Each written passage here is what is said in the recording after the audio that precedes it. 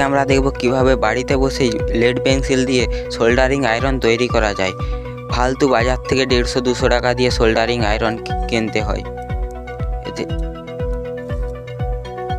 প্রথমে আমরা একটি লেডকে মাথাটা ছুলে নেব।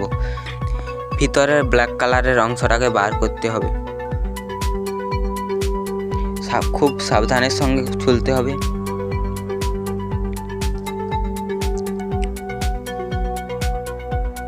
অসাবধান হলেই বিপদ, ভেঙে যেতে পারে।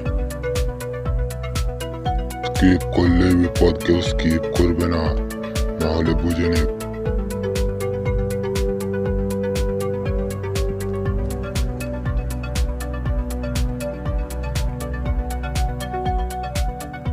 যতক্ষণে এটা করা হচ্ছে ততক্ষণে লাইক ও সাবস্ক্রাইবটা করতে ভুলবে না।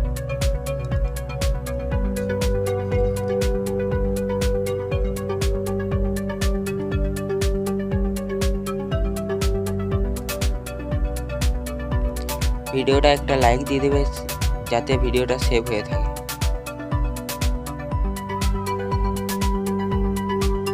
এই যে ভেঙে গেল।